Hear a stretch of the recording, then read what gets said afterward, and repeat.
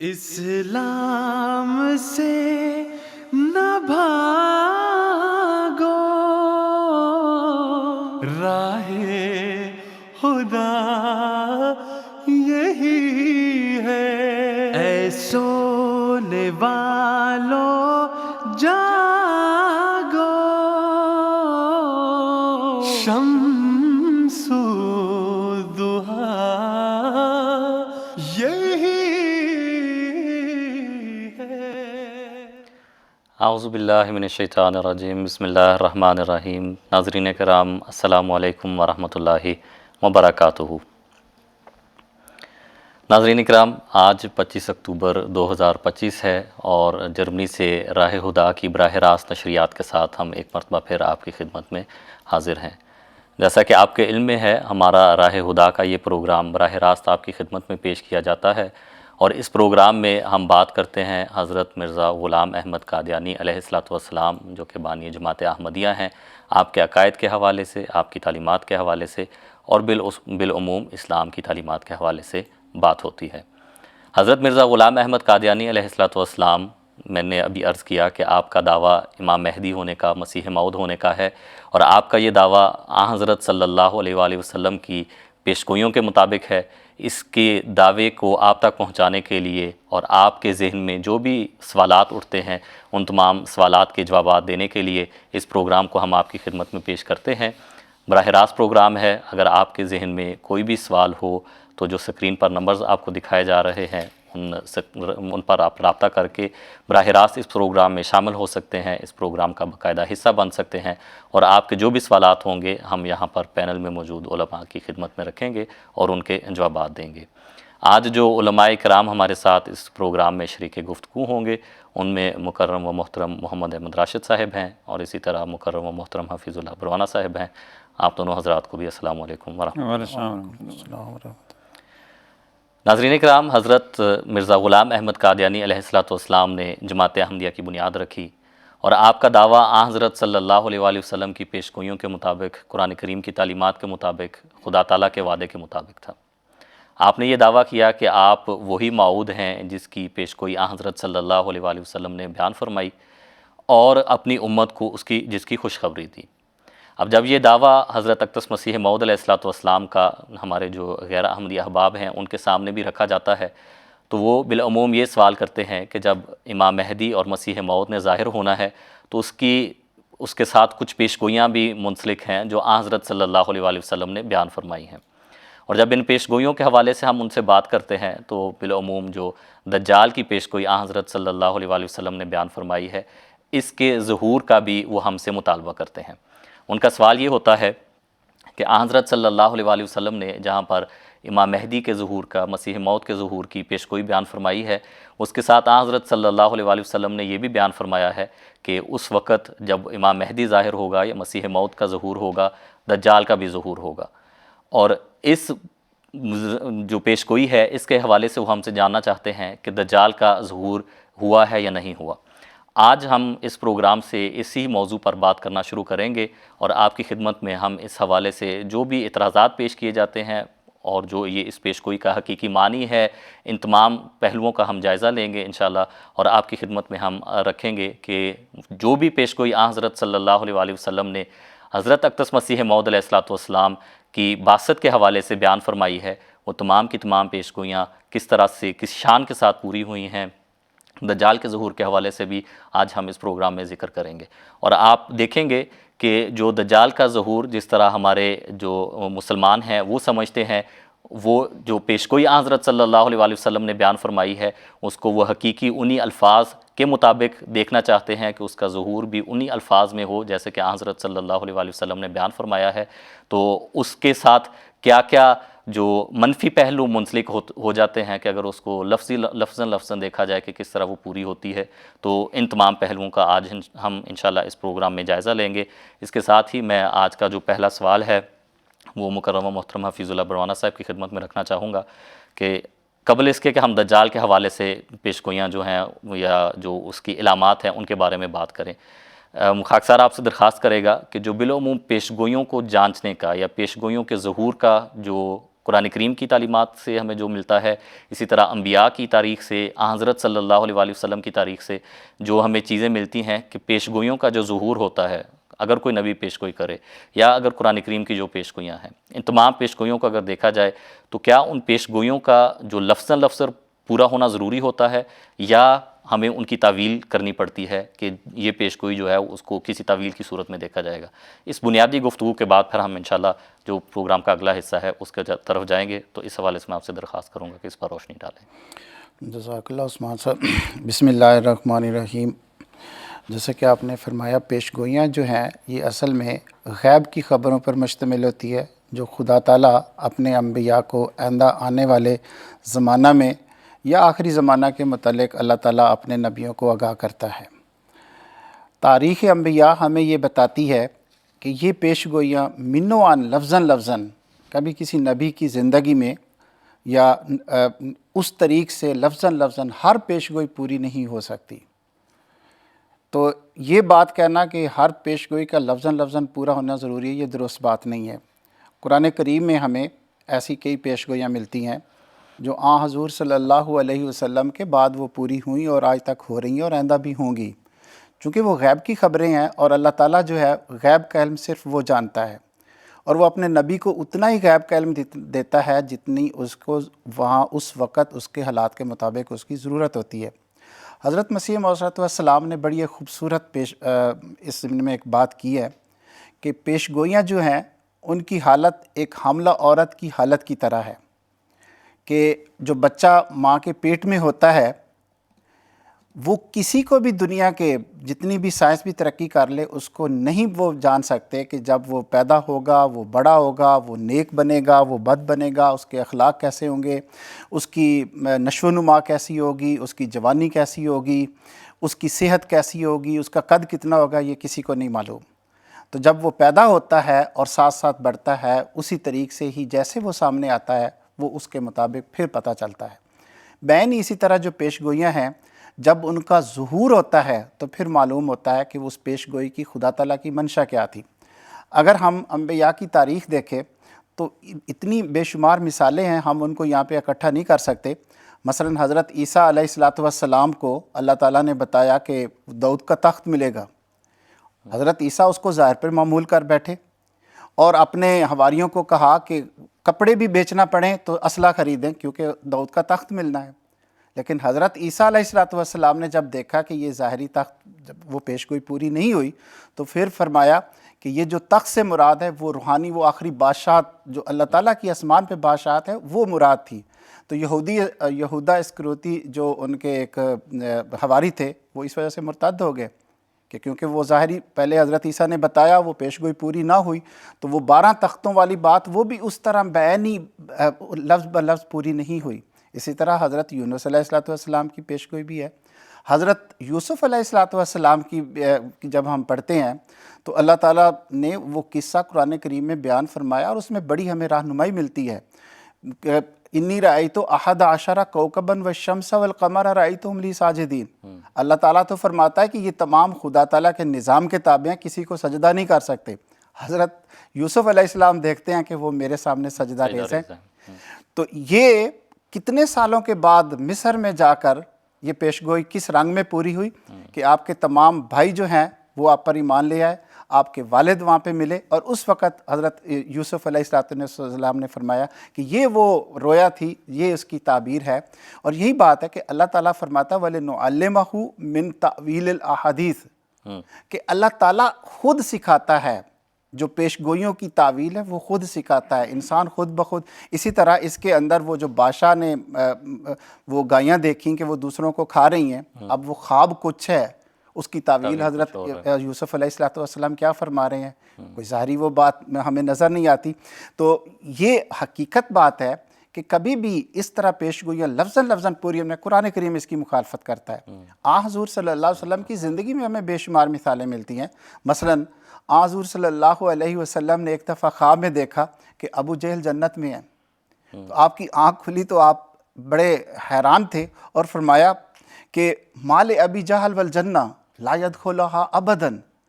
کہ ابو جہل اور جنت کا یہ کیا تھا آپس کہ میں ہو تعلق نہیں سکتا، کوئی آپس میں ربط نہیں ہو سکتا، اور فرمایا وہ تو کبھی جنت میں داخل نہیں ہو سکتا۔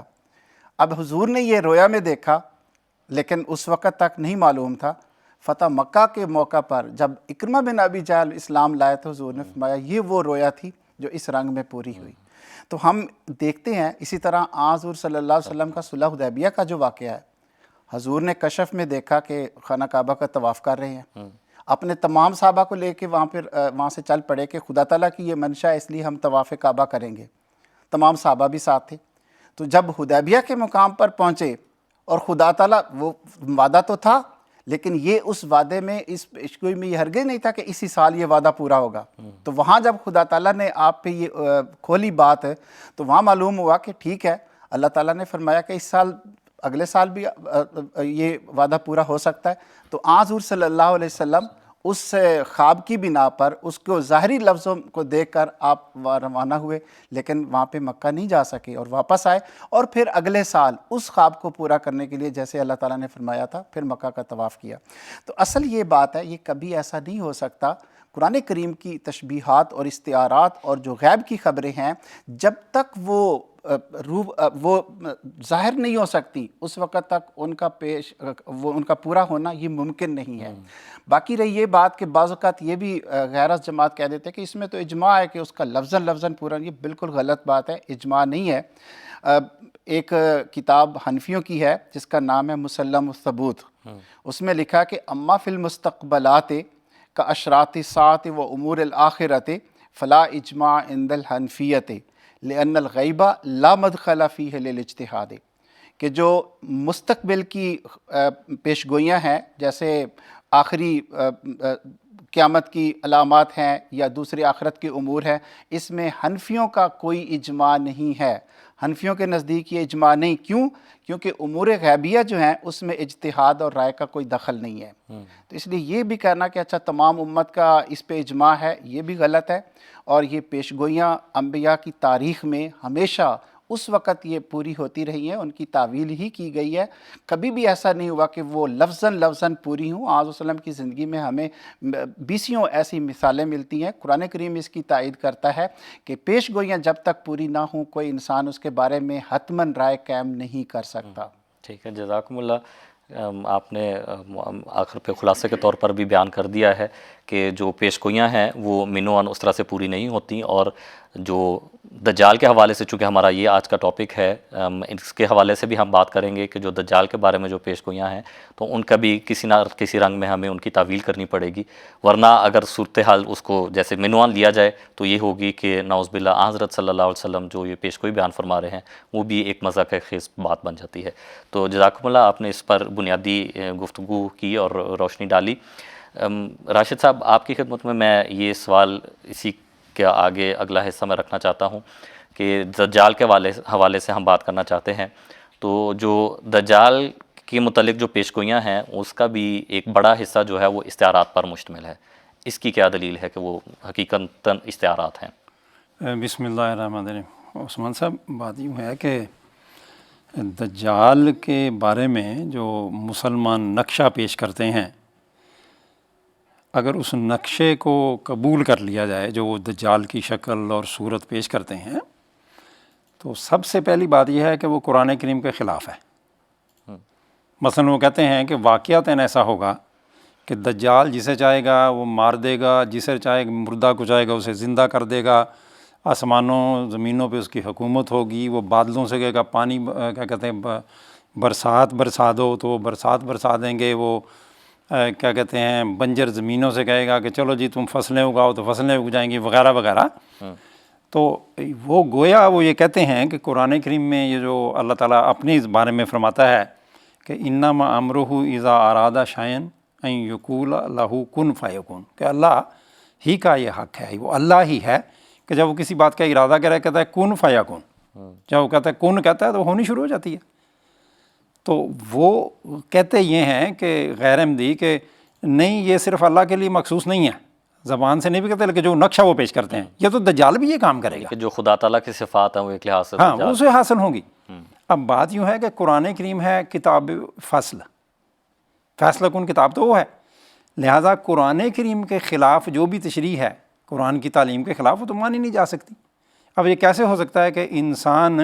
جو کہ خالقۃ الذات ہے اور باطلۃ الحقیقت ہے، وہ کیسے یہ کام کرتے ہیں؟ ناممکن سی باتیں ہیں نا یہ۔ تو سب سے پہلی بڑی دلیل یہ ہے کہ قرآن کے خلاف یہ تشریحات ہونے کی وجہ سے وہ جو نقشہ پیش کرتے ہیں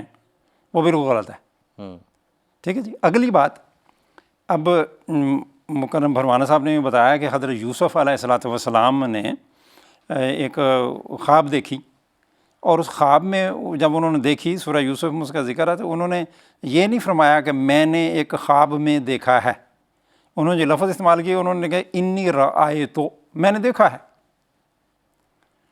اب دیکھیں گے تو آپ اس چیز کو نا جو آپ کے بالکل سامنے ہے،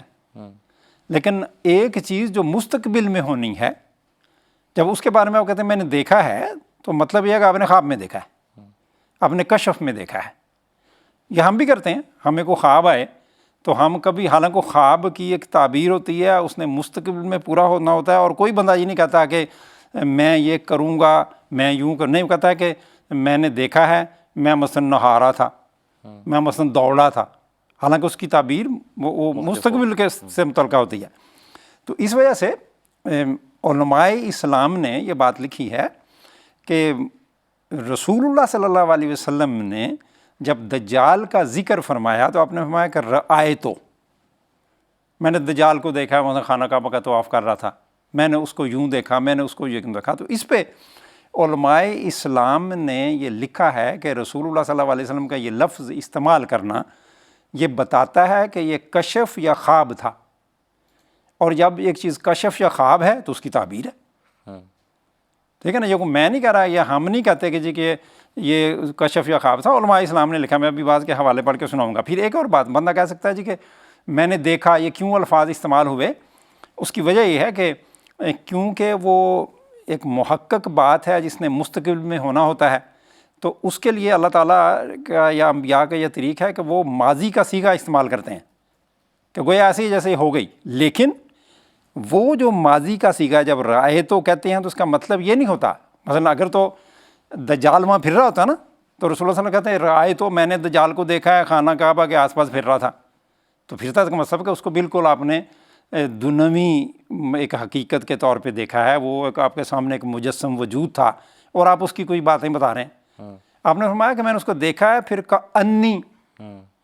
کہ میں گویا کہ میں اس کو نا تشبیہ دیتا ہوں فلاں فلاں سے ملتا جلتا تھا، گویا یہ کأنی کا لفظ بھی بتا رہا ہے کہ وہ ایک رویا یا کشف تھی۔ رایتوں کا لفظ اپنی ذات میں کافی ہے، اپنے میں نے دیکھا ہے۔ پھر مثلا دیکھیں نا، اب بعض علماء ہیں جو جنہوں نے یہ لکھا ہے کہ جی رسول اللہ صلی اللہ علیہ وسلم یہ فرمایا، مثلا امام نووی وہ یہ کہتے ہیں کہ رسول اللہ نے فرمایا رأیت عند الکعبہ رجلا، یعنی دجال کی بات کرتے ہوئے کہ میں نے ایک شخص کو دیکھا کعبہ کے پاس، تو کہتے ہو المراد انہ رأى ذلك فی المنام، اس کا مطلب یہ ہے کہ انہوں نے خواب میں دیکھا ہے، کیونکہ لفظ رأیت استعمال کیا، آپ کے سامنے تو بندہ تھا نہیں، یا تو دجال آپ کے سامنے پھر رہا ہوتا، آپ کہتے ادھر پھر رہا تھا، میں نے دیکھا ہے، وہ ایک وجود تھا، تو پھر مطلب تھا میں نے اپنی ان ظاہری آنکھوں سے دیکھا ہے۔ لیکن جب ایک ایسے شخص کے بارے میں جو جس کا وجود ہی نہیں تھا، جس نے مستقبل میں کہیں ظہور پذیر ہونا تھا، آپ نے فرمایا رائے تو اس کا مطلب ہے آپ نے خواب میں دیکھا، اور جب آپ نے خواب میں دیکھا تو اس کا مطلب ہے اس کی ایک تعبیر ہے۔ ٹھیک ہے جی۔ پھر مثلا اسی طرح کیا کہتے ہیں، حافظ ابن حجر اسقلانی وہ کہتے ہیں کہ رسول اللہ صلی اللہ علیہ وسلم یہ فرمایا کہ رائے تو عند الکعبہ رجلا، کہ میں نے کعبہ کے پاس اس شخص کو دیکھا، یعنی اس دجال کو، یدل علی انہ رآہ ما فی النوم، یعنی رسول اللہ نے فرمایا نا میں نے عیسیٰ کو بھی دیکھا اور میں نے اس کو بھی دیکھا، کہتے ہیں دجال کو بھی وہاں وہ خانہ کعبہ کا طواف کر رہے تھے، تو وہ سامنے تو نہیں تھے نا، تو مراد یہ کہتے ہیں کہ اس کا مطلب یہ بڑا واضح ہے کہ انہوں نے اپنے خواب میں یہ چیز دیکھی ہے۔ تو اس سے بھی پتہ چلا کہ یہ تو تعبیر طلب باتیں ہیں، یہ ظاہری اس کے معنی نہیں بنتے، ہر خواب کی جیسے تعبیر ہوتی ہے ایسی اس کی بھی تعبیر ہے۔ پھر دیکھیں اس کے علاوہ اب کئی عرب یا غیر عرب علماء ہیں، پرانے بھی نئے بھی، جو یہ کہتے ہیں کہ یہ جو دجال ہے یہ کوئی شخص نہیں ہے، یہ اصل میں ایک فتنے کی تحریک ہے، ایک کیا کہتے ہیں حرکت ہے کہہ لیں، ایک فتنے کی کا ایک ایسا گروپ ہے جو فتنہ پردازی کرے گا، جو ایمان کو ضائع کرے گا وغیرہ وغیرہ نا۔ مثلا میں اوروں میں نہیں جاتا، ہمارے حوالے موجود ہیں لیکن کیونکہ مختصر وقت ہے اس حساب سے ہم نے چلنا نا۔ ایک کتاب ہے جس کا نام ہے قیامت کا اعلان، یہ ہندوستان میں ایک عالم دین ہے مولانا وحید الدین خان، انہوں نے لکھی،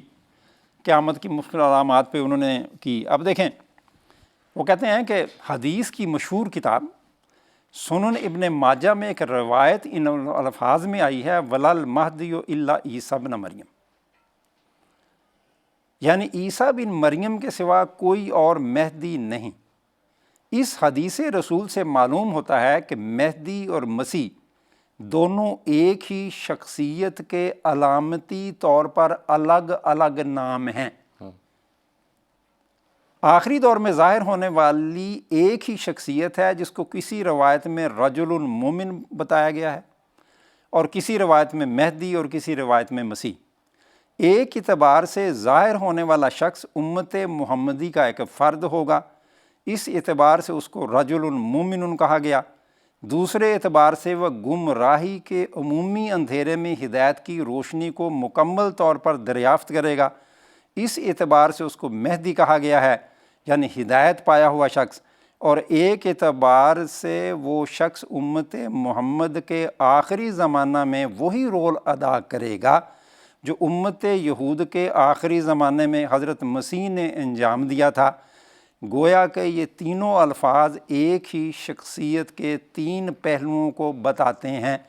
نہ کہ الگ الگ تین مختلف شخصیتوں کے، مہدی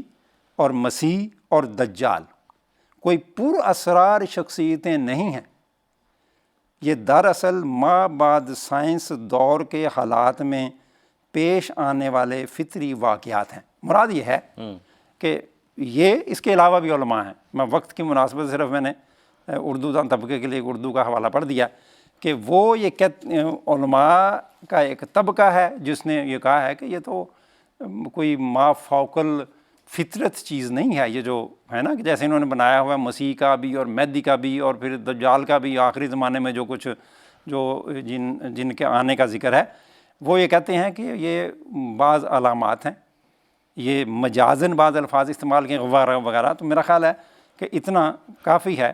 اس بات کی دلیل کے طور پہ۔ جو آپ نے چیزیں بیان کی ہیں کہ ایک تو حضرت صلی اللہ علیہ وسلم نے جو یہ خواب میں یا کشف میں ان چیزوں کو دیکھا ہے تو اس سے وہ تعبیر کرنی، خواب یا کشف کی تعبیر کی جاتی ہے، تو اس حوالے سے وہ پھر استعارات بھی ہو جائیں گے، جو چیزیں جس طرح سے بیان ہو رہی ہیں تو اس کا آپ نے بعض حوالہ جات بھی اس حوالے سے پیش کیے ہیں، تو جزاکم اللہ۔ پھر حفیظ اللہ صاحب، ابھی ہم نے دجال کے پہلو ایک یعنی کہ اس کے جو پیش گوئیاں ہیں ان میں استعارات وغیرہ کا استعمال ہوتا ہے،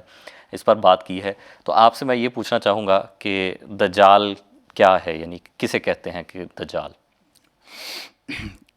دجال جو ہے یہ عربی لفظ ہے، دجل ان سے نکلا ہے، جس کے معنی ہیں ڈھانکنا، چھپانا، جھوٹ بولنا۔ تو اس لحاظ سے ہم اگر دیکھیں تو عربی کی جو مشہور لغت کی کتاب ہے لسان العرب، اس میں اس کی ہمیں متعدد تعریفات ملتی ہے۔ مثلا دجال سے مراد وہاں کذاب، ان کے جو سب سے زیادہ جھوٹ بولنے والا، اسی طرح حق کو باطل اور باطل کو حق بنا کر پیش کرنے والا، وہ دجال کہتے ہیں۔ اسی طرح ایک بہت بڑی جماعت جو کثرت کی وجہ سے پوری زمین پر چھا گئی ہو، اس کو بھی دجال کہتے ہیں۔ پھر ایسی قوم کے لیے بھی لفظ، تاجر قوم کے لیے لفظ دجال بولا جاتا ہے جو اپنے سامان تجارت لیے پوری دنیا میں گھوم رہے ہوں، اس کو بھی دجال کہتے ہیں۔ اسی طرح منافق کو بھی دجال کہتے ہیں جو اپنی حقیقت چھپائے اور الٹی بات کہے۔ تو اگر ہم ان تمام یہ جو تعریفات لسان العرب میں ہیں اگر ہم کو یکجا کریں تو اس کے لغوی معنی پھر اس طرح بنیں گے کہ ایک کثیر تعداد جماعت جو تاجر پیشہ ہو اور اپنا تجارتی سامان دنیا میں لیے پھرے، جو نہایت مالدار اور خزانوں والی ہو اور جو تمام دنیا کو اپنی سیر و سیاحت سے قطع کر رہی ہو، یعنی کہ طے کر رہی ہو اور ہر جگہ پہنچی ہوئی ہو، گویا کہ کوئی جگہ اس سے خالی نہ رہے، اور مذہباً وہ ایک نہایت ہی غلط عقیدے پر قائم ہو۔ اور یہ تمام علامات اگر ہم دیکھیں تو اس وقت دنیا کو لیڈ کر رہی ہیں قومیں، ان میں یہ علامات اگر دیکھیں تو بالکل ہی صحیح یہ اس کی تعریف بنتی ہے۔ پھر اگر ہم قرآن کریم کو دیکھتے ہیں تو قرآن کریم میں باقاعدہ دجال کی تعریف تو نہیں بیان کی گئی، لیکن حضور صلی اللہ علیہ وسلم نے ہمیں ایک راستہ بتایا ہے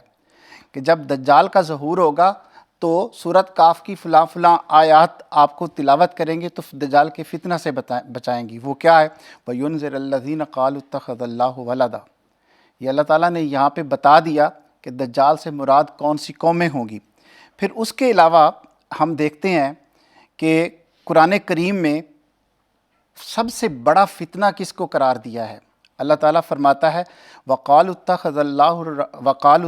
الرَّحْمَنُ وَلَدًا لَقَدْ جِئْتُمْ شَيْئًا إِدًّا تَكَادُ السَّمَاوَاتُ يَتَفَطَّرْنَ مِنْهُ وَتَنشَقُّ الْأَرْضُ وَتَخِرُّ الْجِبَالُ حَدًّا أَنْ دَعَوْا لِلرَّحْمَنِ وَلَدًا۔ سب سے بڑا کیا ہے؟ اللہ تعالیٰ کی تنشق الارض وتخر الجبال، اتنی بڑی یہ بات ہے کہ خدا تعالیٰ کے ساتھ کسی کو بیٹا قرار دینا۔ اچھا، جب ہم دجال کی بات کرتے ہیں تو اس میں حضور صلی اللہ علیہ وسلم نے جو ہمیں بتایا ہے وہ بھی بڑا دلچسپ ہے کہ صلی اللہ علیہ وسلم نے فرمایا ما بین خلق آدم الی قیام الساعۃ خلق اکبر من الدجال، کہ جب سے اللہ تعالیٰ نے آدم سے مخلوق کو پیدا کیا ہے اور قیامت تک جو تم نے اس سے دجال سے بڑا کوئی فتنہ نہیں ہے۔ تو اگر ان دونوں چیزوں کو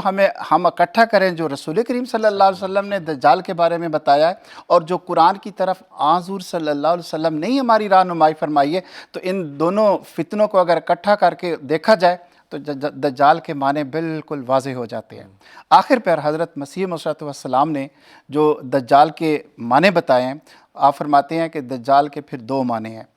ایک وہ جماعت جو باطل کی حمایت کرتی ہے، اور دوسرا شیطان جو ہر جھوٹ اور بدعنوانی کا باپ ہے۔ پر جماعت احمدیہ کے اس عقیدے کے مطابق دجال کوئی ایک جسمانی پھر شخص نہیں بنتا، یہ پھر ایک جماعت، جیسے کہ راشد صاحب نے یہاں بعض حوالے پیش کیے ہیں، تو اگر ان تمام تعریفوں کو یکجا کریں تو یہ سمجھنے میں کوئی مشکل پیش نہیں آ سکتی کہ دجال کا مطلب کیا ہے اور دجال کون ہے، کوئی مشکل نہیں ہے۔ اور اگر ان تعریفات کو جو آپ نے بھی تعریف پیش کی ہے، اگر اس کو انسان قبول کرے تو پھر حضرت صلی اللہ علیہ وسلم نے جو پیشگوئی بیان فرمائی ہے یا جو علامات بیان فرمائی ہیں، اگر آپ کسی غیر مسلم کے سامنے ان کو پیش کریں اور یہ تعریفات آپ کے ذہن میں ہوں تو وہ ایک مذاق خیز بات نہیں بنتی۔ وہ بالکل لگتا ہے کہ حضرت صلی اللہ علیہ وسلم کو خدا تعالیٰ نے یعنی کہ حقیقتاً سارا کچھ دکھا دیا تھا کہ یہ اس طرح کے حالات ہوں گے۔ دیکھیں، نہ صرف وہ مذاق خیز نہیں بنے گی بلکہ حضور صلی اللہ علیہ وسلم کی صداقت پر یہ کتنی عظیم الشان دلائل ہے کہ اس کی ہر ایک جملے کے اندر حضور صلی اللہ علیہ وسلم کی صداقت پر مور یہ ثابت کرنے والی ہے کہ 1400 سال پہلے رسول کریم صلی اللہ علیہ وسلم نے جو آج کے زمانے کا نقشہ کھینچا تھا کہ جو سیاسی، جو اجتماعی، جو اقتصادی، جو دینی، جو مذہبی حالات ہوں گے اور کس طریقے سے ہوں گے، ایک ایک لفظ اس کا منوان اسی طرح پورا ہو رہا ہے۔ تو یہ تو رسول کریم صلی اللہ علیہ وسلم کی صداقت پہ بڑی زبردست دلیل ہے۔ یہ اگر ہم ان تمام پیشگوئیوں کو دیکھیں جو دجال کے متعلق ہیں تو یہ تو حضور صلی اللہ علیہ وسلم کی صداقت اور آپ کو سچا مانے بغیر کوئی رہ نہیں سکتا، حقیقت دیکھی جائے تو۔ ٹھیک، جزاکم اللہ، بہت شکریہ، آپ نے اس پر روشنی ڈالی اور ہمارے ناظرین کے سامنے جو حقیقتاً ہے جو دجال کے حوالے سے جو پیشگوئی ہے اس کی حقیقت آپ نے رکھی۔ راشد صاحب، آپ کی خدمت میں یہ سوال رکھنا چاہوں گا کہ ہم نے دجال کی پیشگوئی کے حوالے سے ہم بات کر رہے ہیں تو حضرت صلی اللہ علیہ وسلم نے اس کی کچھ علامات بھی بیان فرمائی ہیں کہ جب دجال میں یہ علامت ہوگی یا یہ علامت کا ظہور ہوگا، یہ علامت ہوگی۔ اس کے ساتھ ہی ہمیں حضرت صلی اللہ علیہ وسلم کی زندگی سے یہ بھی ایک واقعہ ملتا ہے کہ وہاں پر ایک شخص تھا ابن سیاد جو کہ ایک یہودی کا بیٹا تھا، اس کے بارے میں حضرت صلی اللہ علیہ وسلم کو شک گزرا کہ شاید یہ دجال ہے۔ تو اس حوالے سے میں آپ سے یہ جاننا چاہتا ہوں کہ کیا اس واقعے کی کیا حقیقت ہے، کیا واقعی اس شخص میں جو بھی علامات حضرت صلی اللہ علیہ وسلم نے دجال کے حوالے سے بیان فرمائی ہیں اس شخص میں پوری ہوئی تھیں کہ حضرت صلی اللہ علیہ وسلم کو اس پر شک گزرا کہ یہ ایک دجال ہے؟ یہ بات یوں ہے کہ یہ جو واقعہ ہے ابن سیاد کا، یہ ہمارے اس عقیدے کی تائید میں ہے کہ رسول اللہ صلی اللہ علیہ وسلم اور صحابہ کرام کے نزدیک یہ سارے استعارات ہیں۔ اگر یہ ظاہری الفاظ ہوتے تو وہ جو ابن سیاد تھا، اب مثلاً دجال کے بارے میں آتا ہے کہ اس کی پیشانی پہ کاف فے رے لکھا ہوگا، یعنی کافر، اور اس کو مومن پڑھ سکے گا، خواہ وہ ان پڑھ ہو خواہ پڑھا لکھا ہو۔ اس کے تو پیشانی پہ کچھ نہیں لکھا ہوا تھا، کافر، ٹھیک ہے۔ پھر جیسے یہ بیان کرتے ہیں کہ وہ آسمان اور زمین اس کے امر اور حکم کے نیچے ہوں گے، اب اس بیچارے کی تو آسمان اور زمین اس کے کیا مطلب، وہ تو خود بیچارہ محتاج تھا۔ پھر بادل اس کے حکم سے کوئی بارشیں تو نہیں برساتے تھے، ٹھیک ہے نا۔ اور پھر کیا کہتے ہیں، نہ اس نے کبھی کسی مردے کو زندہ کیا، جو دجال کی علامت بیان کی جاتی ہے، نہ بہشت اور دوزخ اس کے ساتھ تھے، جو دجال کے بارے میں کہا تھا کہ بہشت بھی اس کے ساتھ دوزخ بھی ہوگی۔ وہ بیچارہ خود محتاج تھا، اس کے پاس کوئی خزانے نہیں تھے کھانے پینے کے، ٹھیک ہے۔ کھیتی کوئی بھی اس کے حکم سے کبھی وہ کسی کھیتی نے فصل نہیں دی تھی۔ اسی طرح نہ ہی اس کے پاس کوئی ایسا گدھا تھا، جیسے یہ کہتے ہیں کہ دجال کا ایک گدھا ہوگا لمبا چوڑا، اور جو بھی اس کی اوصاف بیان کرتے ہیں کہ وہ بیچارہ اس پہ سفر کرے۔ اب اس کے باوجود صحابہ جو ہیں وہ اس کو دجال کہتے تھے، سمجھتے، اس سے بعد ایسی حرکتیں ہوئیں جس سے بعض کیا کہتے ہیں لوگ فتنے میں پڑے، اور صحابہ اس کو دجال کہتے تھے۔ اور یہاں تک کہ حضرت جابر بن عبداللہ نے ایک دن قسم کھا کے کہا کہ ابن سیاد ہی دجال ہے۔ تو کسی نے کہا بھی یہ تم کیسے کہتے ہو اس کو دجال ہے؟ انہوں نے کہا کہ بھی حضرت عمر رضی اللہ تعالیٰ عنہ نے رسول اللہ صلی اللہ علیہ وسلم کے سامنے اس کے دجال ہونے پہ قسم کھائی، اور رسول اللہ صلی اللہ علیہ وسلم نے انکار نہیں کیا۔ گویا کہ رسول اللہ صلی اللہ علیہ وسلم سمجھتے تھے بھی شاید اب اگر وہ ظاہری علامات نے ہو بہو اسی طرح پوری ہونا تھا جس طرح یہ لوگ کہتے ہیں، وہ جو نصوص ظاہریہ ہیں انہوں نے ویسے ہی کہ حقیقت کا رنگ اختیار کرنا تھا جیسے وہ لکھا ہوا ہے، تو رسول اللہ صلی اللہ علیہ وسلم کہتے ہیں کہ نہیں یار یہ کیا کر رہے ہو، اصل میں تو اس کے ادھر یہ لکھا ہونا چاہیے، جنت ہونی چاہیے، دوزخ ہونی چاہیے، کوئی مردے کو زندہ کرے گا وغیرہ وغیرہ ایسے۔ لیکن رسول اللہ صلی اللہ علیہ وسلم نے فرمایا، آپ نے جب حضرت عمر نے قسم کھائی تو آپ خاموش ہو گئے، ٹھیک ہے۔ پھر وہ کہ حضرت عبداللہ بن عمر انہوں نے قسم کھا کے کہا کہ یہ دجال یہی ہے ابن سیاد۔ پھر کیا کہتے ہیں رسول اللہ صلی اللہ علیہ وسلم نے بھی ایک آتا ہے حدیث میں یہ خدشہ ظاہر کیا کہ بھی یا گمان غالب ظاہر کیا کہ دجال یہی ہے۔ اب دوسری طرف یہ جو ابن سیاد ہے اس کی اپنی حالت یہ ہے کہ وہ ابو سعید خدری بیان کرتے ہیں کہ ابن سیاد کے ساتھ مجھے مکے کی طرف جانے کا سفر کرنے کا اکٹھے ہم نے سفر کیا، تو وہ کہنے لگا یار مجھے اس بات کا بڑا دکھ ہے کہ لوگ مجھے دجال کہتے ہیں، حالانکہ اب دیکھیں وہ کہتا ہے کہ رسول اللہ نے فرمایا کہ دجال مدینے میں نہیں آ سکے گا، مکے میں نہیں جا سکا، میں مدینے سے مکہ جا رہا ہوں، اور رسول اللہ فرمایا کہ وہ لا ولد ہوگا، میری تو اولاد بھی ہے، ٹھیک ہے۔ پھر وہ مدینے میں ہی وہ فوت ہو گیا، وہ مسلمان ہونے کی حالت میں دفن ہوا، اس کا جنازہ پڑھا گیا۔ تو اب یہ ساری باتیں کیا بتاتی ہیں کہ وہ جو دجال کا جو ظاہری مفہوم مسلمانوں میں رائج ہے یہ سارا واقعہ اس کو رد کرتا ہے کہ یہ ظاہری شکل نہیں ہے، یہ استعارات ہیں، ورنہ صحابہ کا جو ہیں وہ کہتے ہیں کہ نہیں دیکھیں اس میں یہ ظاہری علامت پائی نہیں جاتی، ٹھیک ہے نا۔ تو یہ مختصراً یہ سارا واقعہ یوں بنتا ہے، اور یہ مسلمان جماعت احمدیہ کی یہ تائید میں یہ سارا واقعہ ہے کہ دجال کے بارے میں جو کچھ ہے وہ ظاہری نصوص جو ہیں وہ اصل میں ان کی تعبیرات ہیں۔ رسول اللہ صلی اللہ علیہ وسلم نے کیونکہ وہ خواب میں دیکھا تھا یا کشفاً دیکھا تھا، آپ کو دکھایا گیا تھا، تو ان سب کی ایک تعبیر ہے، ظاہری معنی نہیں ہے۔ اگر ظاہری معنی ہوتے تو کبھی بھی صحابہ وہ جو قسمیں کھا کے نہ کہتے کہ ابن سیاد دجال ہے،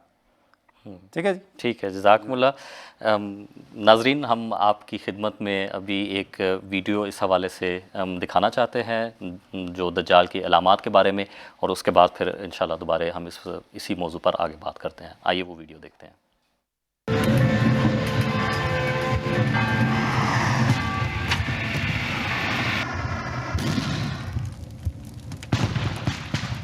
هل ينظرون إلا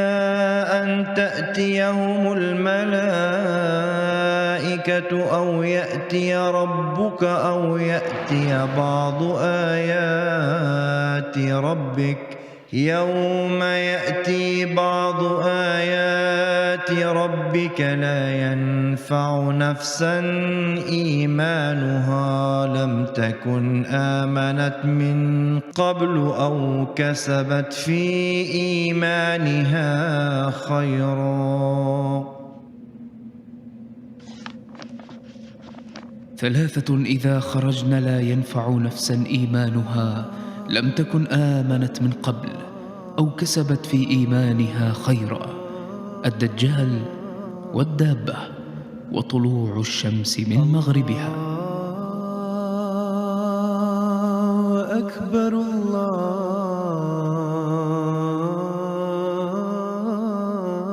الله أكبر.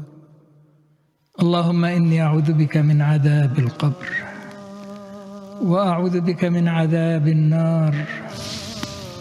وأعوذ بك من فتنة المحيا، وأعوذ بك من فتنة الممات، وأعوذ بك من شر فتنة المسيح الدجال، وأعوذ بك من شر فتنة المسيح الدجال. وإذا العشار عطلت لتتركن القلاص فلا يسعى عليها. وخلقنا لهم من مثله ما يركبون.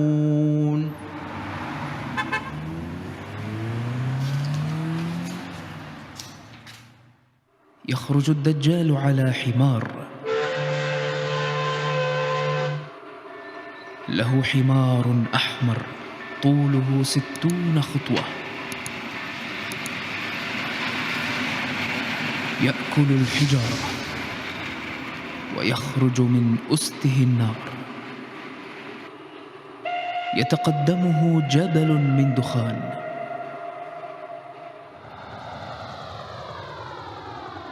تحت الدجال حمار أقمر طول كل أذن من أذنيه 30 ذراعا، وعرض ما بين أذنيه 40 باعا. له سروج وفروج، ويجلس المسافرون بين أذنيه.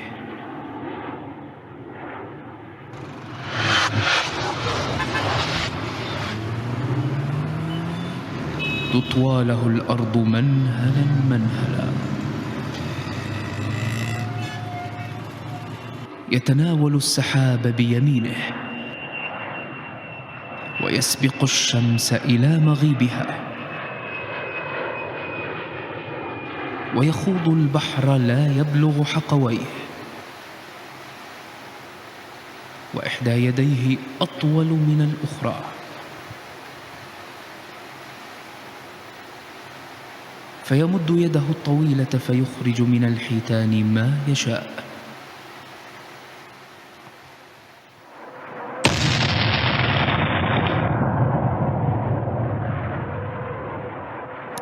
أمامه جبل من دخان، وخلفه جبل أخضر.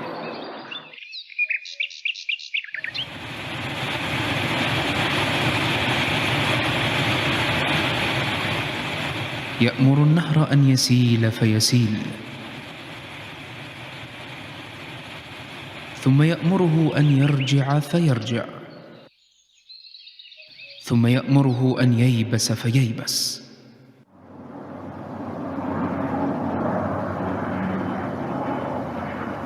يأمر السماء فتمطر، والأرض فتنبت، ويمر بالخربة فيقول لها: أخرجي كنوزك.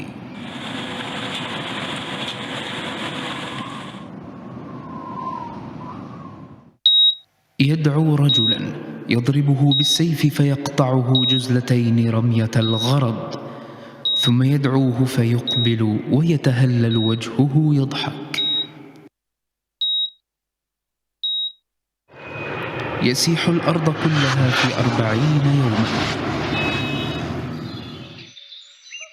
ويحبس الشمس.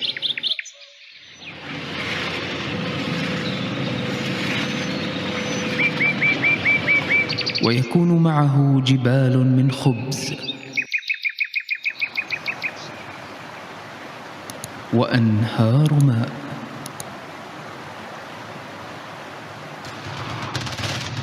ونار تحرق.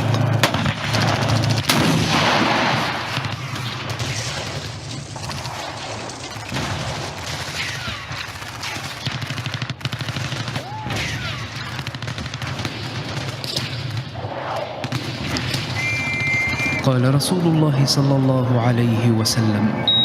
إنما أحدثكم هذا لتعقلوه وتفهموه وتفقهوه وتعوه، فاعملوا عليه وحدثوا به من خلفكم، وليحدث الآخر الآخر، فإنه أشد الفتن. الدجال.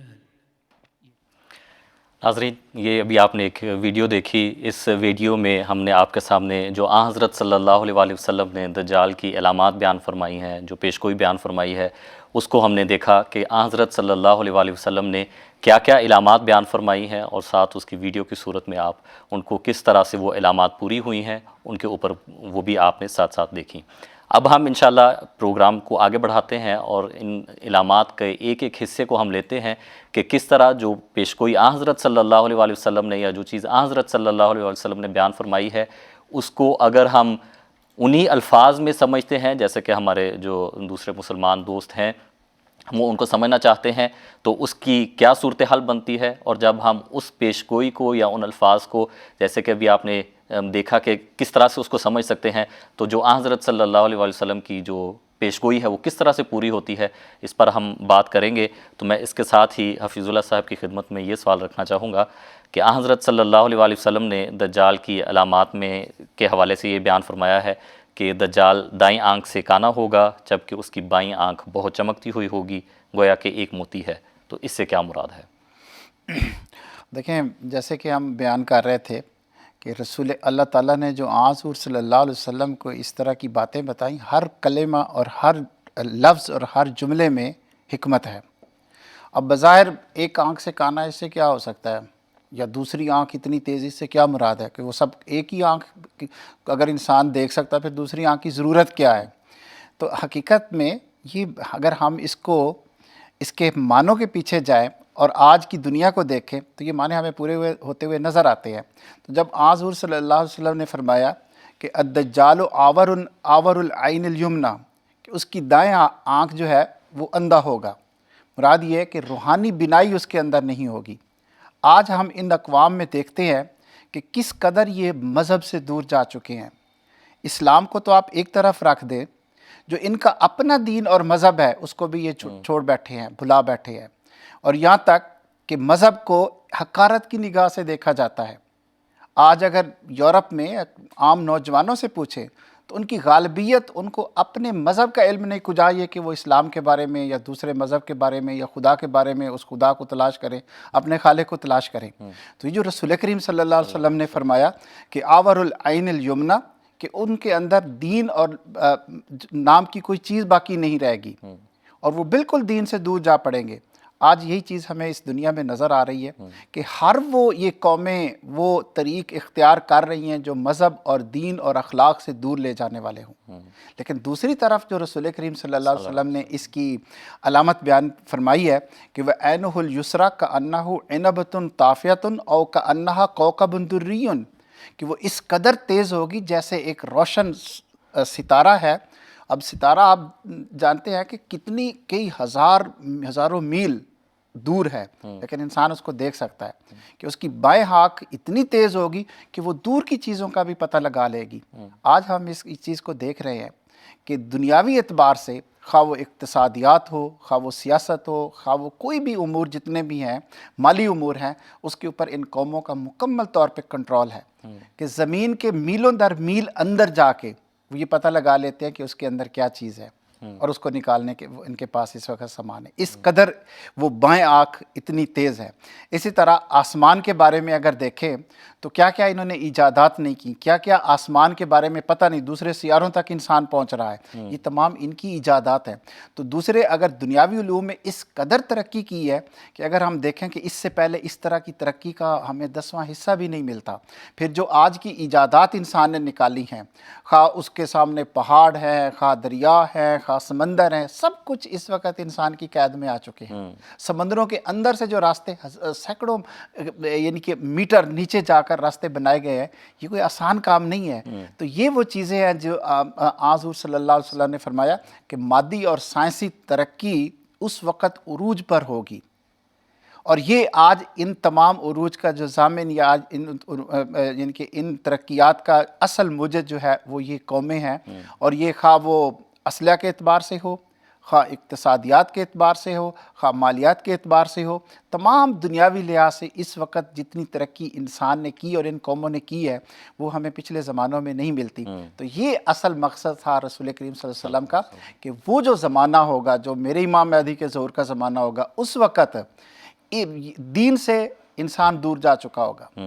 کہ ہر قسم ان کے مسلمان ایک طرف تو دور جا کے دوسری قوموں کا بھی یہی حال ہوگا, بلکہ وہ بالکل اپنے خالق کو بھول چکی ہوں گی. اور دوسری طرف اس وقت مادی دنیا کا دورہ ہوگا اور اس میں انسان انتہا کی ترقی کرے گا جو جس کی پہلے مثال نہیں ملتی ہوگی. آج ہم اس چیز کا ہر چیز کو اپنی آنکھوں سے دیکھ سکتے ہیں کہ ہم ایک جگہ پہ بیٹھ کے تمام دنیا کو دیکھ سکتے ہیں اور ہم ایک جگہ پہ بیٹھ کے دنیا ہمیں دیکھ سکتی ہے. یہ ہے کوكب دری. گویا کہ جو آپ نے پہلے اس کی تعریف بیان کی تھی, جو مختلف لغت ہے یا زبان کے لحاظ سے ڈکشنریز کے حوالے سے آپ نے بتایا تھا کہ یہ سارا ایک جماعت کے اوپر ایک یعنی نکلتا ہے کہ ایک جماعت ہوگی. تو آن حضرت صلی اللہ علیہ وسلم نے بھی جو ہر ایک علامت بیان فرمائی ہے اس کو بھی اگر ہم اس کی تشریح کریں تو اس سے بھی یہی پتہ چلتا ہے کہ یہ ایک جماعت ہے, یعنی کہ کوئی شخص نہیں ہے یا جس کو قید کیا ہوا ہے تو وہ پھٹے گا نکل آئے گا باہر, تو کوئی ایسی صورتحال ہوگی, بلکہ ایک جماعت ہے جو قوم ہے جس کی طرف حضرت صلی اللہ علیہ وسلم نے ہماری توجہ پہ مبذول کروائی ہے. ٹھیک ہے, جزاکم اللہ, بہت شکریہ. راشد صاحب, آپ نے گزشتہ سوال کی جواب میں یہ ذکر کیا تھا کہ دجال جو ہے اس کے ماتھے پر اس کی آنکھوں کے درمیان کاف رے لکھا ہوگا, جو ابن سیاد کے حوالے سے آپ نے ذکر کیا تھا. تو اس میں آپ نے یہ بیان کیا تھا کہ جس کو ایک مومن جو ہے وہ خواب پڑھا ہوا ہو یا ان پڑھ ہو وہ اس کو پڑھ سکے گا. تو اس سے پھر کیا مراد بنتی ہے کہ کیسے پتہ چلے گا؟ اب یہ جو حدیث کے الفاظ ہیں یہ بھی بتاتے ہیں کہ یہ مجازی کلام ہے, ورنہ رسول اللہ صلی اللہ علیہ وسلم کو یہ فرمانا چاہیے تھا کہ ہر وہ شخص جس کو عربی پڑھنی آتی ہے وہ مسلم ہو یا غیر مسلم, یہ نہیں فرمانا چاہیے کہ پڑھا ہو یا ان پڑھ مومن, مسلم ہو یا غیر مسلم جس کو عربی پڑھنی آتی ہے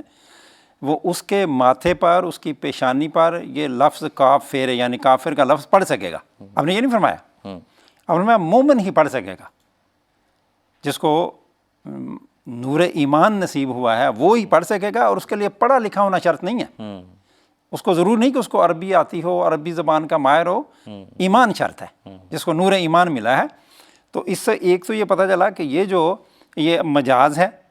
اور کافر کو اس دجال کو پہچاننے کے لیے نور ایمان شرط ہے. ٹھیک ہے, اب کیونکہ دجال کے بارے میں یہ حدیثوں سے پتہ چلتا ہے کہ دجال جو ہے وہ پوری دنیا پہ وہ ایک غلبہ پا جائے گا. ٹھیک ہے, وہ اس پہ ہم بعد میں بحث کریں گے اس بار کہ پوری دنیا پہ اس کا غلبہ ہوگا. اور ابھی یہ جو چھوٹی سی ایک ویڈیو دکھائی گئی, ویڈیو ایک کلپ, وہ بھی اس میں بھی یہ باتیں بتائی گئیں. تو سوال یہ ہے کہ کافروں میں سے بھی کون سا کافر؟ کافر تو بے شمار ہے, کافر تو وہ ہوگا, لیکن کون سا کافر؟ تو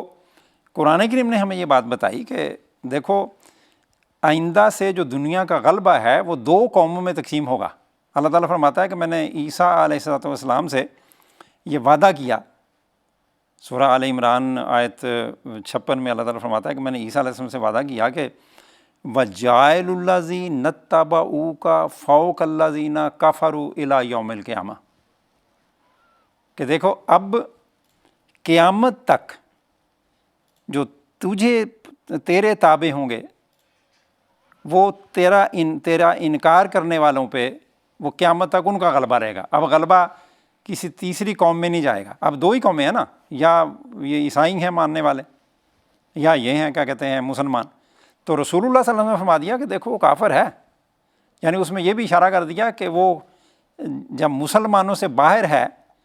اور یہ پیش گوئی موجود ہے, یہ اللہ کا وعدہ موجود ہے کہ اب ایک ہی کافر ہے جس کو غلبہ مل سکتا ہے کافروں میں سے, وہ عیسائیت ہے. تو آپ نے اس میں یہ بھی رسول اللہ صلی اللہ علیہ وسلم نے یہ جو حدیث ہے کہ اس کے اوپر کافر لکھا ہوگا, اور قرآن کی اس آیت سے ملا دیں تو بڑا واضح صاف پتہ چل جاتا ہے کہ وہ کافر اصل میں کرسچینٹی ہے, اس کا کرسچینٹی کے ساتھ تعلق ہے. اس فتنہ دجال کا اور کسی جگہ اس کو تلاش نہیں کریں. ٹھیک ہے, جزاکم اللہ. اسی طرح ہم جو مختلف علامات ہیں ان پر بات کر رہے ہیں. ناظرین, آپ نے اس ویڈیو میں بھی دیکھا کہ کس طرح حضرت صلی اللہ علیہ وسلم کی نے جو علامات بیان فرمائی ہیں وہ کس طرح سے پوری ہوتی ہیں, ان کے اوپر ہم ابھی بات بھی کر رہے ہیں. میں اگلی ویڈیو میں بھی اس چیز کا ذکر آیا تھا کہ جو دجال ہے اس کے ساتھ جنت بھی ہوگی اور اس کے ساتھ آگ بھی ہوگی, اور جسے وہ جنت کہے گا حقیقتاً وہ بھی آگ ہی ہے. تو اس کو کس طرح سے سمجھا جا سکتا ہے؟ دیکھیں, اگر یہ ساری باتیں ظاہری طور پہ لی جائیں جیسے کہ ہمارے بعض غیر جماعت سمجھتے ہیں, تو پھر خدا تعالیٰ اور پھر دجال کے اندر تو فرق ہی نہیں رہتا, کیونکہ ان تمام چیزوں کا اصل موجد یا اصل جو ہے وہ خدا تعالیٰ کو ہی زیب دیتی ہے. ایک خواہ جتنے بھی طاقتور ہو, اگر اس کو انسان ہی کہتے ہیں جیسا کہ یہ دجال, تو پھر خارق کی عادت اگر اس طرح ایک انسان میں مانے, پھر خدا تعالیٰ کی صفات اور اس میں فرق کیا رہتا ہے؟ تو اصل بات یہ ہے کہ جنت سے یہ مراد ہے کہ وہ جو قومیں ہوں گی وہ دنیاوی آسائش, دولت اور جو رفاہی کام ہوں گے وہ ان کے اندر وہ نظر آئیں گے, اور وہ ان کی جنت اسی کو ہی وہ اس دنیا کی جنت سمجھیں گے. ان کا آخرت سے تعلق نہیں ہوگا. اور جو دوزخ ہے وہ غربت اور مشقت اور مادی تنگی جو ان کے نزدیک یہ دوزخ ہے, وہ اس کو دوزخ خیال کریں گے. تو آج اللہ نے فرمایا کہ ان کے دوزخ میں ہی اصل جنت ہے, کہ کیونکہ آج وسلم نے کیا فرمایا کہ یہ دنیا جو ہے اس کی حقارت کا ذکر فرمایا کہ اس کی میری نظر میں اتنی بھی وقت نہیں جتنی اگر ایک سوئی کو سمندر میں ڈبویا جائے تو اس کے آخر پہ جو پانی کا قطرہ لگتا ہے اتنی بھی حقارت نہیں. تو یہ حضور صلی اللہ علیہ وسلم نے فرمایا کہ وہ ایک ایسا وقت آئے گا دجال کا جو زمانہ ہوگا کہ دنیا کا دورہ ہوگا. ہر انسان اسی چیز کو جنت سمجھ بیٹھے گا, وہ آخرت کی جنت کو بھلا بیٹھے گا. اور جب انسان آخرت کی جنت کو بھلا بیٹھتا ہے تو پھر وہ نیکیوں کی طرف نہیں جاتا, وہ گناہوں کی طرف جاتا ہے, کیونکہ آخرت کا خوف ہی انسان کو برائیوں سے روکتا ہے. تو جب وہ خوف ہی چلا جائے, اور یہ آج ہم دیکھتے ہیں کہ آج کے زمانے میں انسان کے اندر آخرت کا خوف, ہم ایون کہ مسلمان بھی کہتے ہیں کہ میں آخرت کے دن پر, لیکن کیا یقین ہے, کیسے ہم یعنی کہ یہ اس کو خیال کریں کہ ہر روز انسان جو ہے گناہوں میں اور وہ ان دنیا کی لذت میں غرق ہوتا جا رہا ہے. اسی دنیا کی لذت کو پانے کے لیے خدا کو بھولتا جا رہا ہے, خدا کے فرائض کو بھولتا جا رہا ہے, خدا کے احکامات کو چھوڑتا جا رہا ہے. زبان سے تو کہتے ہیں لیکن عمل نہیں ہے. تو یہ اصل بتایا کہ وہ جو قومیں ہیں وہ اسی دنیا کو جنت بنائیں گی, اور انسان بھی سمجھے گا. لیکن اے مسلمانوں, اے مومنین, تم یہ خیال کرنا کہ وہ جنت جو ہے وہ حقیقی جنت نہیں ہوگی. حقیقی جنت وہ ہے جو خدا تعالیٰ نے بتائی ہے, جس کا راستہ میں نے بتایا خدا کی طرف لے جانے والی, اس جنت کو نہ بھولنا. لیکن اس وقت وہ جنت انتہائی مشکل ہوگی, ان لوگوں کی نظر میں وہ دوزخ ہوگا, لیکن تم اسی کو ہی قبول کرنا کیونکہ اسی میں تمہاری خیر ہے. کبھی بھی اس دنیا کے پیچھے, ان قوموں کے پیچھے لگ کے دنیا کے پیچھے نہیں بھاگنا اور اپنے خدا کو بھول جاؤ. یہ اصل اس میں خدا حضور صلی اللہ علیہ وسلم کا پیغام تھا مسلمانوں کے لیے. یعنی کہ مسلمانوں کو حضرت صلی اللہ علیہ وسلم سمجھا رہے ہیں, انذار فرما رہے ہیں کہ آپ لوگوں نے حقیقی جو جنت ہے اس کو نہیں بھولنا, خدا تعالیٰ کی ذات کو نہیں بھولنا. جیسے بھی یہاں پر دنیا آپ کے سامنے پیش کی جائے اس کو حقیقت نہ سمجھ بیٹھنا. ٹھیک ہے, جزاکم اللہ, بہت شکریہ. راشد صاحب, ہم دجال کے حوالے سے ذکر کر رہے ہیں. دجال کے حوالے سے بھی حفیظ اللہ صاحب نے جب یہ بات کی کہ حضرت صلی اللہ علیہ وسلم جو علامت بیان فرمائی ہے کہ ایک آنکھ سے وہ کانا ہوگا, دوسری آنکھ جو ہے وہ بہت تیز ہوگی, اس میں ذکر کیا کہ ان کا مذہب کے ساتھ تعلق نہیں ہوگا, وہ خدا تعالیٰ کے ساتھ تعلق نہیں ہوگا ان کا. لیکن حضرت صلی اللہ علیہ وسلم نے ایک یہ بھی علامت بیان فرمائی ہے کہ دجال جو ہے وہ خانہ کعبہ کا طواف کرے گا. تو اس کو پھر کیسے سمجھا جا سکتا ہے کہ یعنی کہ ان کا تو مذہب کے ساتھ تعلق نہیں ہے تو وہ طواف کیوں کریں گے؟ لیکن رسول اللہ صلی اللہ علیہ وسلم نے ایک حدیث میں یہ بھی فرمایا ہے کہ وہ ساری دنیا پہ تو غلبہ پالے گا، ساری دنیا میں وہ گھوم پھر لے گا، مکے اور مدینے میں داخل نہیں ہوگا۔ اب اگر ظاہراً یہ الفاظ لیے جائیں، پھر وہی بات آ گئی، یہ سارے استعارے ہیں، تو یہ تو دونوں حدیثیں آپس میں ٹکراتی ہیں۔ آپ کہتے ہیں وہ جی وہ جا کے جب طواف کر رہا ہو تو مکے میں چلا گیا پھر، بالکل ٹھیک ہے نا۔ اب اس کا یہ استعارات ہیں، ان کا کوئی معنی ہے۔ اب دیکھیں گھر میں یا محلے میں ایک چوکی دار ہوتا ہے، وہ چوکی دار بھی گھر کا طواف کرتا ہے، چکر لگاتا ہے گھر کے آس پاس، اس کا مقصد یہ ہوتا ہے کہ میں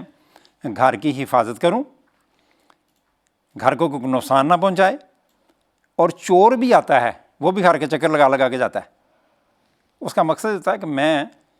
کوئی راستہ تلاش کروں کہ اس گھر کے اندر سے میں نے چوری کیسے کرنی ہے، اس کے گھر کے باسیوں کو میں نے نقصان کیسے پہنچانا ہے۔ تو رسول اللہ صلی اللہ علیہ وسلم نے جہاں یہ دیکھا کہ وہ دجال طواف کر رہا ہے، آپ نے یہ بھی دیکھا کہ مسیح موعود بھی خانہ کعبہ کا طواف کر رہا ہے۔ نیت دونوں کی الگ الگ ہے۔ مسیح موعود علیہ السلام خانہ کعبہ جو ہے وہ اصل میں علامت ہے اسلام کی،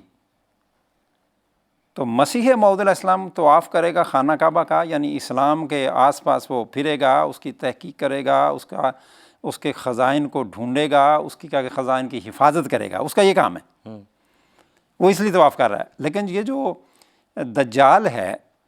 وہ بھی اسلام کے ارد گرد چکر لگائے گا۔ رسول اللہ نے یہ ہمیں، رسول اللہ صلی اللہ علیہ وسلم نے ہمیں یہ بات بتائی کہ وہ بھی دجال جو ہے وہ چکر لگائے گا، لیکن وہ اسلام کو نقصان پہنچانے کے لیے۔ اب مثلا دیکھیں مسلمان بڑی تعداد ہے، ٹھیک ہے نا، اب اتنی تعداد مسلمانوں کی، بڑے بڑے پڑھے لکھے بھی ہیں، آج کل میں نے نہیں کم از کم سنا کہ کسی مسلمان نے تورات کی یا انجیل کی کوئی تفسیر لکھی ہے، لیکن ہم نے یہ ضرور سنا ہے کہ بے شمار مستشرقین ہیں، دجالی قوموں سے منسوب لوگ ہیں جنہوں نے قرآن کریم کی تفسیر لکھی ہے۔ کیوں لکھی ہے؟ انہوں نے اس کعبے کے ارد گرد چکر لگایا ہے تاکہ وہ قرآن کریم کو پڑھ کے قرآن کریم کے اندر سے بعض چیزیں اپنی نظر میں تلاش کر کے اسلام کو نقصان پہنچائیں۔ تو رسول اللہ صلی اللہ علیہ وسلم کی یہ جو پیش گوئی ہے وہ اس رنگ میں پوری ہو گئی۔ اللہ تعالیٰ نے مسیح موعود علیہ السلام کو بھیجا اور آپ نے اسلام کے خزائن کی حفاظت کے لیے قرآن کا طواف کیا۔ آپ نے فرمایا نا مسیح نے کعبہ میرا یہی ہے، قرآن کے بارے میں میرا تو یہ کعبہ ہے، اور دجال نے اسی کعبہ کا طواف کیا اور بڑا طواف کیا، لیکن اس کی نیت یہ تھی کہ میں تہس نہس کر دوں،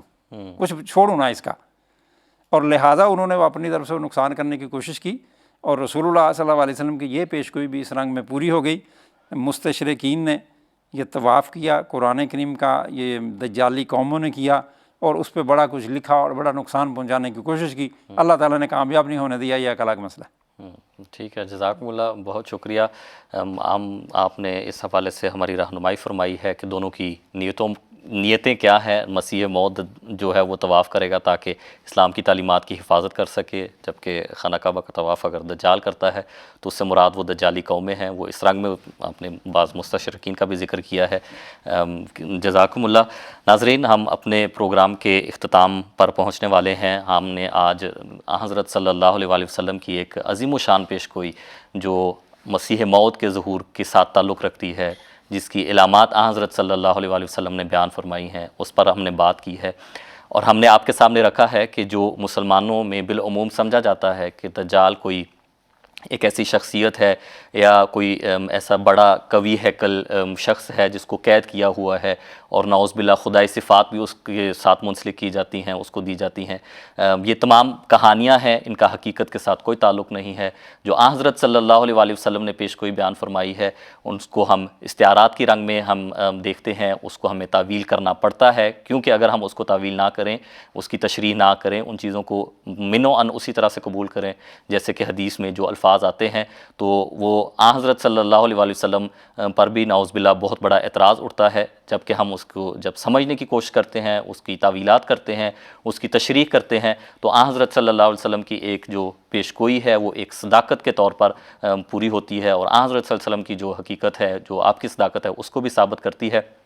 تو اس حوالے سے ہم نے آپ کے سامنے رکھا کہ دجال کے بارے میں جو حضرت صلی اللہ علیہ وآلہ وسلم نے بیان فرمایا ہے وہ